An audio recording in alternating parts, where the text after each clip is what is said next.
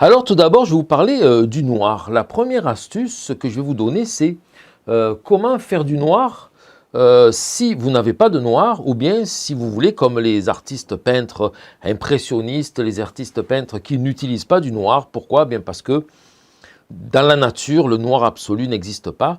Le noir sera toujours un noir coloré, un noir teinté, nuancé, qui va partir de couleurs de base. Par exemple, vous avez du feuillage, un buisson, dont le feuillage est vert, puis à un moment donné, il arrive dans l'obscurité, et là, il devient complètement noir, mais ce noir va rester quand même un noir verdâtre.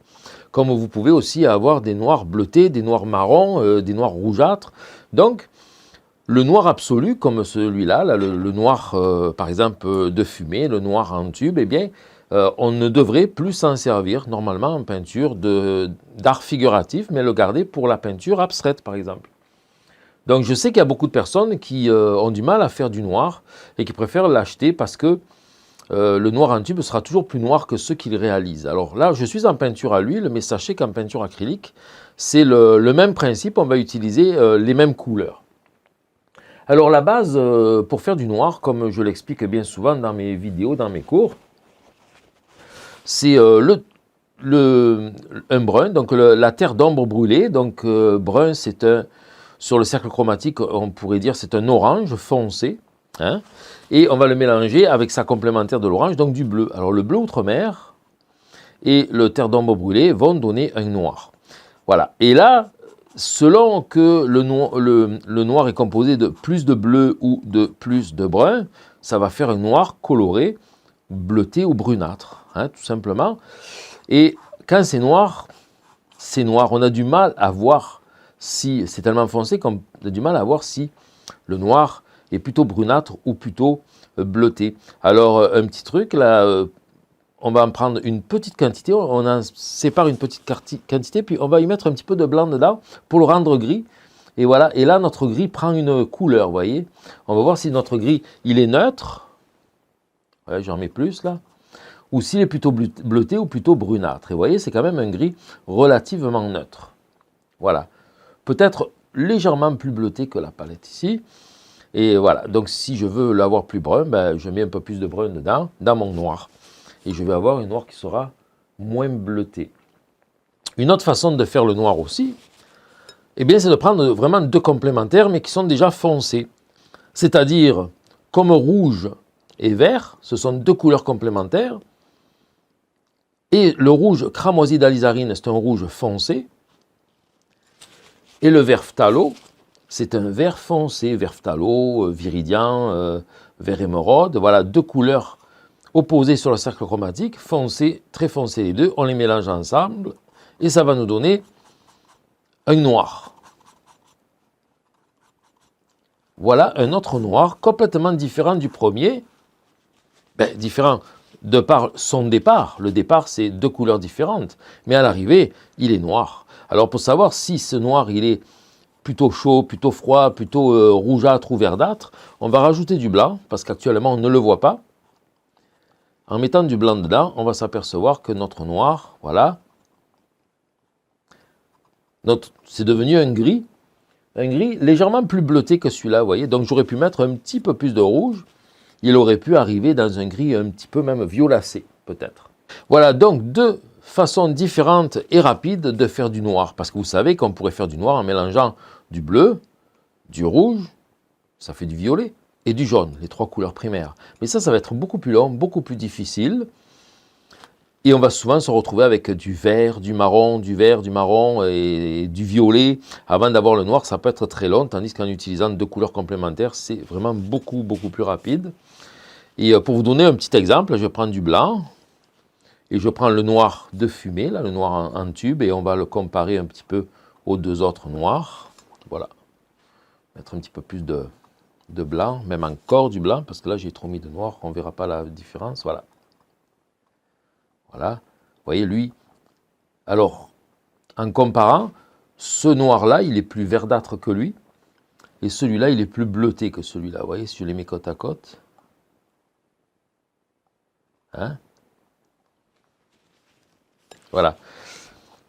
Ça, c'est du bleu outre-mer, foncé de Sennelier. Si j'avais utilisé un bleu cobalt ou un bleu phthalo, on aurait eu un noir beaucoup plus vert encore que celui-là. Donc voilà, nous avons une autre première astuce, c'est de faire du noir avec le terre d'homme brûlé et le bleu outre-mer. La deuxième, c'est faire notre noir avec le vert phthalo et le cramoisi d'alizarine. Maintenant, une troisième astuce, eh bien, ça va être de faire du vert, un beau vert de feuillage avec du jaune et du noir. Alors si je prends le jaune, donc ici c'est du jaune cadmium clair, avec le noir de fumée, noir d'ivoire, noir de bougie, noir de Mars, peu importe le noir, ça va faire du vert, voyez.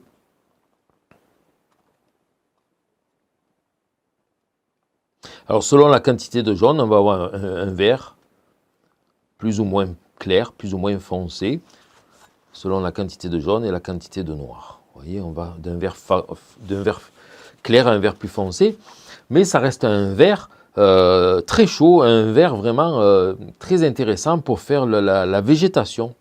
Ça n'est pas un vert trop intense. Par expérience, par on va dire curiosité, on va aussi faire le vert avec nos noirs à nous. Donc le noir qui a été fait avec du cramoisi d'alizarine et vert phthalo, je vais en mettre un petit peu dans le jaune, voilà. Et là, nous allons avoir un autre vert. Vous voyez, et qui ressemble vraiment à celui-là. Selon la quantité de vert et de rouge, eh bien, ça va faire un vert plus ou moins intense. Parce que si mon noir avait eu plus de vert, ce vert-là serait beaucoup plus intense. Si j'avais mis plus de rouge, ça deviendrait beaucoup plus brunâtre, encore plus kaki. On va faire maintenant le vert avec le noir qui a été réalisé avec du terre d'homme brûlé et du bleu outre-mer.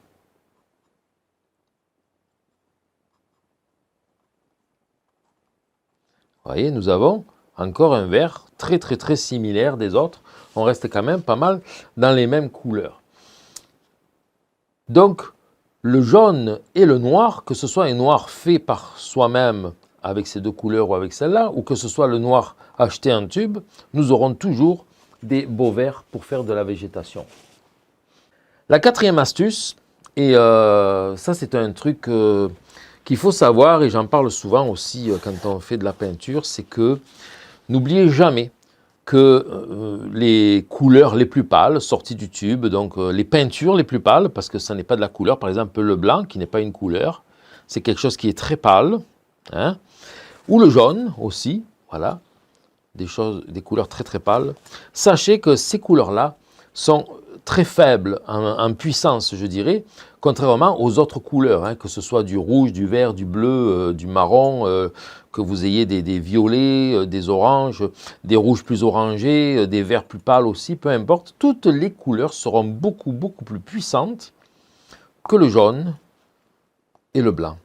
Ce qui fait que lorsque vous allez faire une recherche de couleurs, par exemple, si vous voulez faire un ciel bleu, un bleu du ciel, eh bien, ça sera toujours à mettre en premier la couleur la plus pâle, c'est-à-dire le blanc, par exemple, pour le ciel, et mettre votre bleu en toute petite quantité. J'ai quasiment rien sur ma spatule ici. Et votre blanc se teinte un petit peu de bleu. Si ça n'est pas assez, on rajoute encore du bleu jusqu'à ce qu'on obtienne la couleur souhaitée. Vous voyez, je mets vraiment très peu de bleu pour obtenir un bleu plus pâle. Mettez toujours la couleur foncée dans la couleur pâle. Et jamais l'inverse, parce que si je prends du bleu et que je souhaite réaliser cette couleur avec du blanc,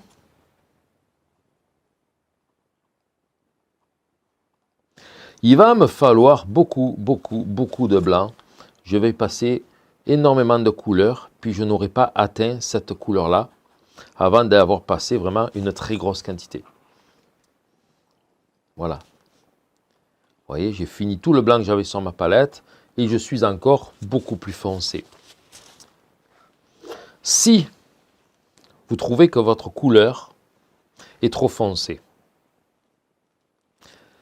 au lieu de continuer à mettre du blanc dedans, prenez plutôt du blanc, mettez-le à côté, et dans ce blanc, vous mettez votre couleur trop foncée, en petite quantité.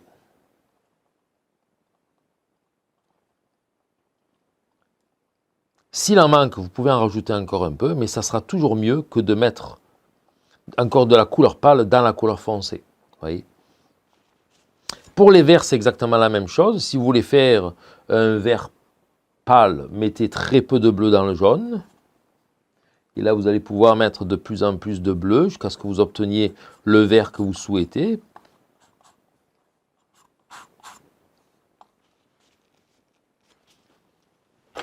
Je n'ai plus de jaune, je vais en remettre un peu sur la palette. Et si votre vert que vous avez fait là est trop foncé, plutôt que de mettre du jaune dedans, mettez le jaune à côté. Et dans ce jaune, vous mettez un petit peu de votre vert trop foncé et vous allez le pâlir de cette manière-là. Parce que si vous aviez mis du jaune dans le vert foncé, il vous aurait fallu de jaune, beaucoup trop de jaune. Peut-être que vous n'en auriez pas assez pour le pâlir suffisamment. Et comme ça vous évite de faire des trop grosses quantités de peinture et d'avoir des gros tas de peinture et de mélange de peinture sur votre palette. La cinquième astuce ne concernera pas les mélanges de couleurs, mais cette fois-ci va concerner les tubes de peinture. Vous savez que ça arrive très souvent que les bouchons sont bloqués. On a du mal à ouvrir les tubes, puis le tube en forçant, va se torsader et ça va finir peut-être par percer quelque part. S'il est vraiment très coincé, on peut essayer avec une pince d'ouvrir le tube. Mais s'il est très coincé, qu'avec la pince, ça ne fonctionne pas, il va falloir deux pinces. La première pour tenir le tube à cet endroit-là, mais vraiment sans appuyer, juste pour le maintenir. Je n'écrase pas avec la pince parce que sinon ça va écraser le tube et il va percer. Puis avec une autre pince, on va pouvoir dévisser le bouchon. Et avec deux pinces, on y arrivera, ça fonctionne. Là, je n'en ai qu'une sous la main, mais le principe est là. Ça fonctionne très bien. Et pour éviter que ça continue à se coincer, l'idéal, finalement, c'est de, vous voyez, toute la petite cochonnerie qu'il y a autour du tube ici, autour du pas de vis, il va falloir nettoyer ça. Donc, enlever toutes ces cochonneries qui sont là, le plus possible. Alors, qu'est-ce que c'est? Ça, c'est de la peinture séchée, finalement. C'est tout simplement l'huile de lin contenue dans la peinture qui a durci et qui fait que le tube, le pas de vis est complètement engorgé par cette matière collante et épaisse. Et si on essaye vraiment de forcer le bouchon là-dessus, le pas de vis à l'intérieur du bouchon, qui lui est en plastique, va se déformer, puis ça ne fonctionnera plus du tout. Donc, on peut aussi utiliser un petit peu de solvant, de diluant à peinture, pour venir nettoyer le pas de vis. Il faudra faire la même chose à l'intérieur du bouchon.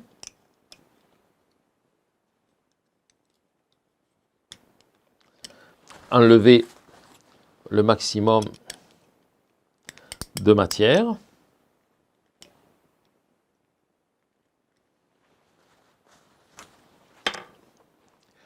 Et une fois que tout est propre, pour éviter que ça continue à se bloquer, vous pouvez prendre de la vaseline ou simplement, comme ici, de la graisse multi-usage, de la graisse de mécanique, la graisse épaisse. Là. On va en prendre un petit peu. Et on va en appliquer sur tout le pas de vis.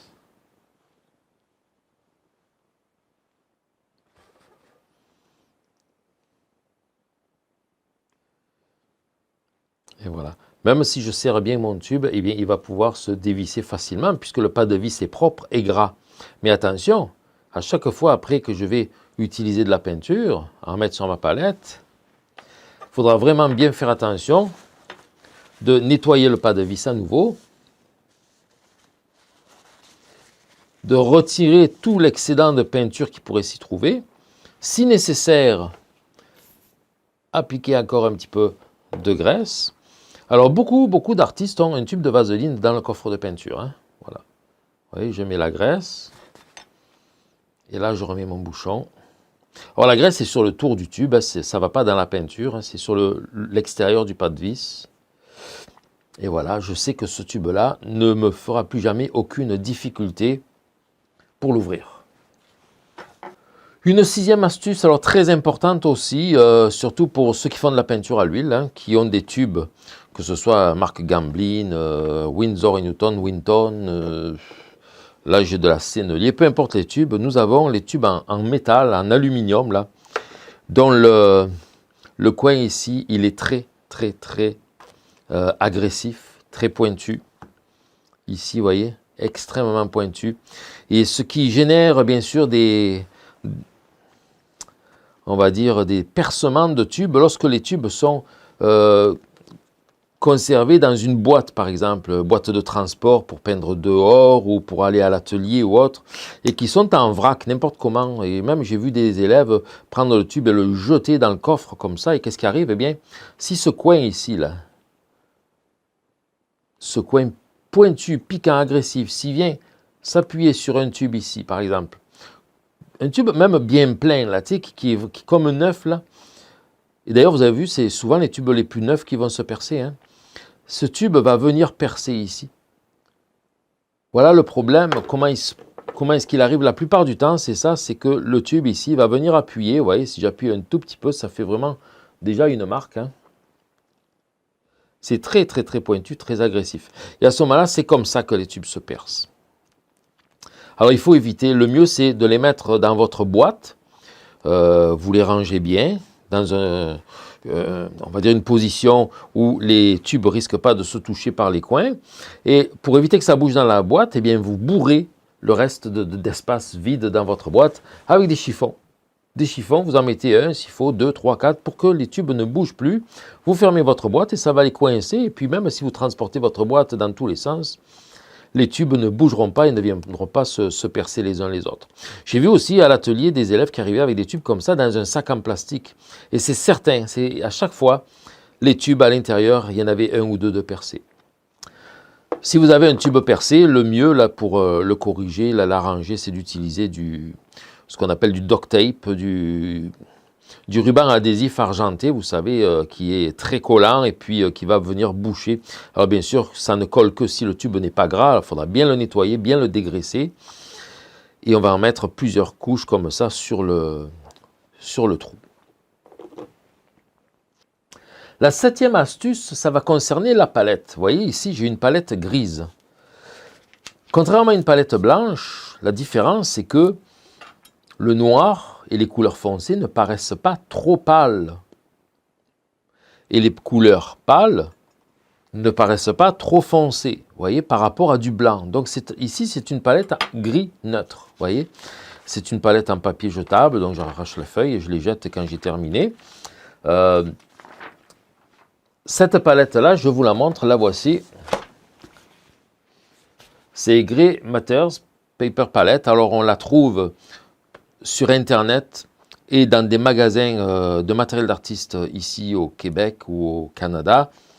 On la trouve en France aussi, vous allez la trouver peut-être aussi au Géant des Beaux-Arts, mais elle est pas mal chère parce qu'elle vient des États-Unis. Donc c'est ça, c'est une palette, elle est grise, d'un gris neutre.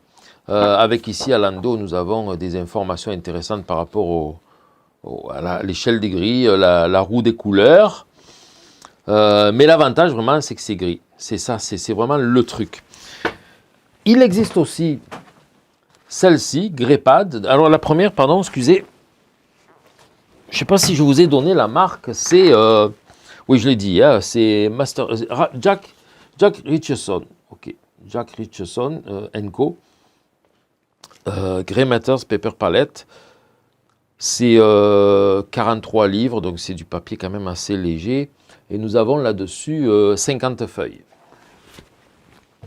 Il existe aussi celle-là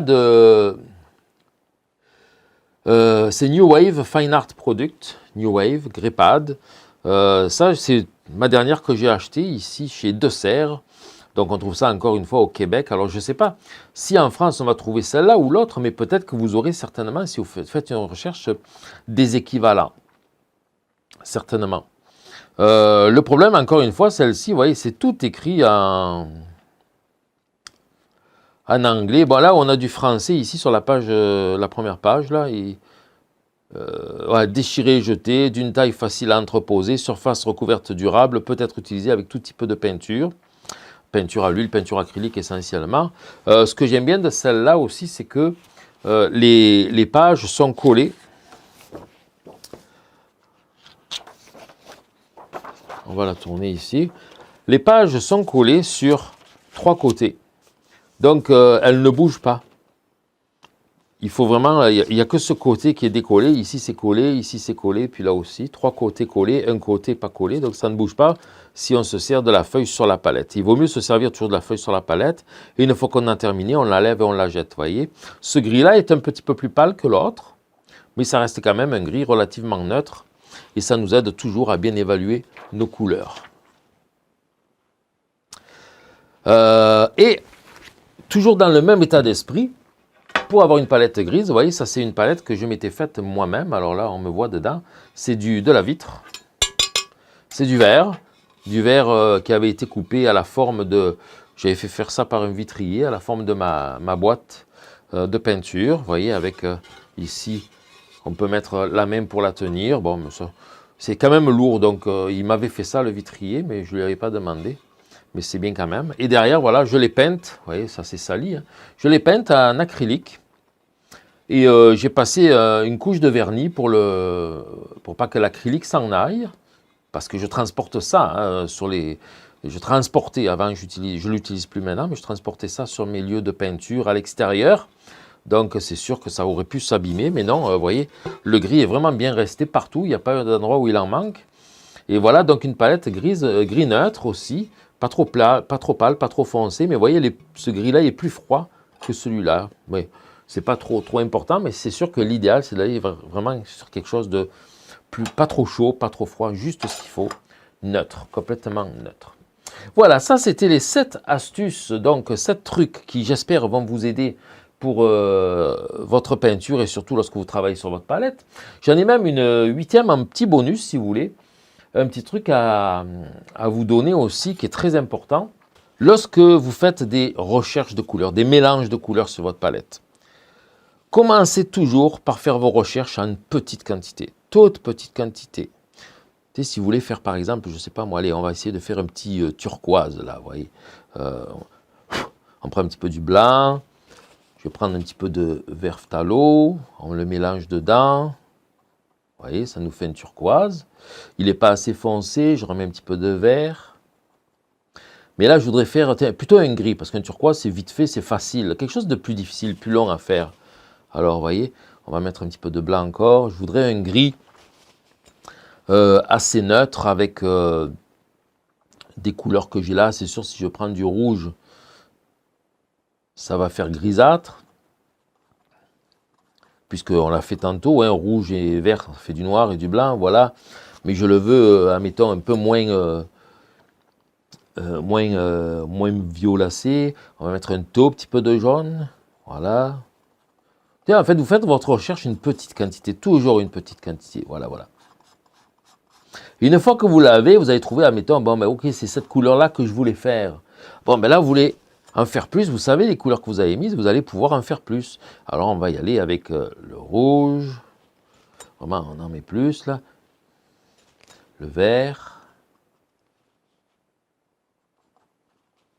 En fait non, c'était du vert d'abord et un petit peu de rouge. Alors tiens, je reprends ici, du vert avec un petit peu de rouge, voilà. Un peu de blanc pour voir la teinte aussi, sinon on voit absolument rien, c'est noir. On avait mis un petit peu de jaune, on va mettre un peu de jaune. Et là, je vais avoir plus de facilité à réaliser la teinte, étant donné que je l'ai déjà faite auparavant. On va mettre plus de blanc. Plutôt que de, comment dire, si on fait notre recherche avec une trop grosse quantité, on va se retrouver avec un très très gros tas de peinture sur la palette et on n'aura pas trouvé notre couleur. Fait que là, au lieu de m'en aller chercher à mettre d'autres teintes, du bleu, du brun ou autre, je sais que j'ai utilisé que ces couleurs-là et je vais pouvoir continuer avec juste ces couleurs-là. Après ça, c'est juste un ajustement de plus de celle-ci ou plus de celle-là, vous voyez. J'ai trop mis de rouge, donc je vais remettre un petit peu de vert. un petit peu plus de jaune. Et là, on va arriver à une couleur assez similaire de celle que nous avons fait. Vous voyez, regardez, je suis trop jaune, je remets un peu plus de vert ici, ça va finir trop foncé. Rappelez-vous ce qu'on a dit au début, quand c'est trop foncé, on prend le blanc, on le met ici, et c'est dans le blanc que je vais mettre la couleur, et pas l'inverse. Voilà.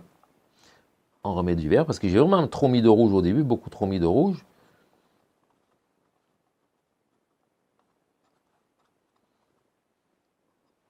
Et trop de jaune même, en fait. Voilà. Et tranquillement, comme ça, on continue, jusqu'à ce qu'on retrouve la bonne couleur, qui était ici. Je vais faire une grosse quantité. On avait dit une grosse quantité, allez, on va faire plus.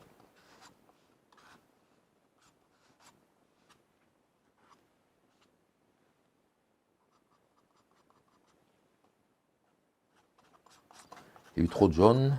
Voilà. Je corrige celle-ci. Voilà. On est pas mal proche, mais il faut mettre encore du blanc.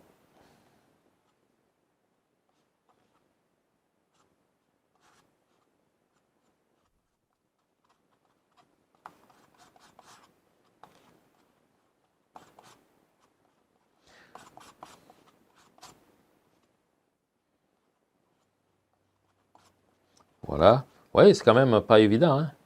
Je la mets à côté. Nous avons à peu près les deux couleurs identiques et j'ai pu vraiment en faire plus. Mais sachez une chose, c'est que plus vous en faites des mélanges de couleurs, plus vous pratiquez et meilleur vous serez pour faire ces mélanges-là. Donc, je vais vous répéter, vous rappeler donc les 7 astuces, les 8 avec la petite bonus ici. C'était faire le noir avec le terre d'ombre brûlée et le bleu outre-mer. Ensuite de ça, on peut faire le noir avec le vert phthalo ou vert émeraude, hein, pourvu que ce soit un vert foncé, et le cramoisi d'alizarine. Par contre, un terre verte ou un vert de vessie seront foncés, mais trop chaud. Hein. C'est comme s'il y avait déjà du jaune dedans, ça va être plus difficile de faire un noir sans qu'il devienne brunâtre. On peut faire du vert en utilisant toutes sortes de noirs et du jaune, ou plutôt, je dirais, avec du jaune et un petit peu de noir dedans. Vous voyez, ça c'est important. Puisque là, on arrive à la 4e astuce, qui est de toujours mettre d'abord la couleur la plus pâle, et dans la plus pâle, mettre un petit peu de la plus foncée. Okay, et non pas l'inverse, jamais. Et si mon mélange de couleurs est trop foncé, plutôt que de rajouter encore du pâle dedans, je reprends le pâle, je le mets à côté, et dans le pâle, je mets le trop foncé. La 5e astuce, eh bien, c'était d'utiliser de la vaseline ou de la graisse pour mettre autour de vos bouchons, de vos pas de vis après un bon nettoyage pour éviter que les tubes ne se coincent, les bouchons ne se coincent. Pour éviter que les tubes, surtout en métal, ne se percent, c'est de faire attention justement que le coin ici ne vienne pas s'appuyer sur un autre tube et c'est ça qui générerait le trou.